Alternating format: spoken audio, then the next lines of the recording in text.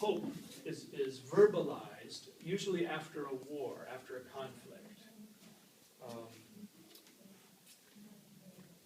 So it's the view that, look, now we have science. Science starts all over, starts from scratch. Science assumes a blank slate that we can just fill in with data, with empirical data, facts. But before science, all we had was speculation. All we had was wishful thinking. All we had was people making it up as they go. And that's what people fight over. That's what people kill over. They kill over religious views, political views, belief in their nation. But we don't have to do that. We don't have to have war. We don't have to have crisis. We don't have to disagree anymore. We've got science. So just leave all that stuff behind. Leave all the religion behind, all the politics, all the philosophy behind, and start with science. Start fresh with science. That's what he's basically saying. I don't know of anybody making it as clear as I'm trying to make it, but it happened after the French and German wars of religion. Descartes, he was a Christian, no atheist, but he said, we need a complete science, and I'm here to help you make it. I, as a philosopher, am going to help you find the method for building the complete science, all the way from physics to theology. That was an example of a rationalist clearing the brush, burn the brush away and start from scratch. Then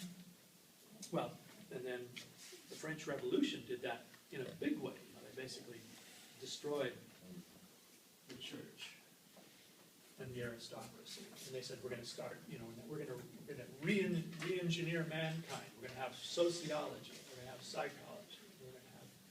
We're going to create, on the basis of science, a new civilization. Marx, Karl Marx said, there are Christian socialists, there are democratic socialists, but nothing's going to happen. That's just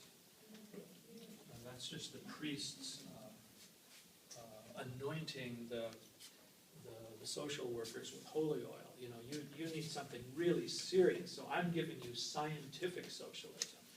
Scientific socialism is an analysis of capital.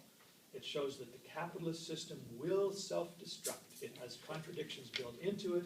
It will self-destruct. It will turn into a classless society. That's 19th century. Then we had World War I. Right after World War I, scientists and philosophers got together in Vienna. They created the Vienna Circle. There again, they said, we announce the principle of verification. Unless you can verify your statement with empirical facts, it is meaningless. Therefore, metaphysics, theology, ethics, aesthetics, all meaningless.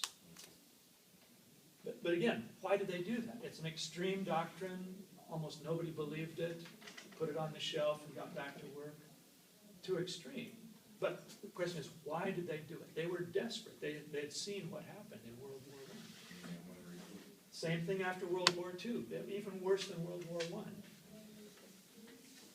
50, 60, 70, 80 million people killing each other in Europe. But on top of that, the Holocaust. So Willard Quine, the American philosopher, he had been at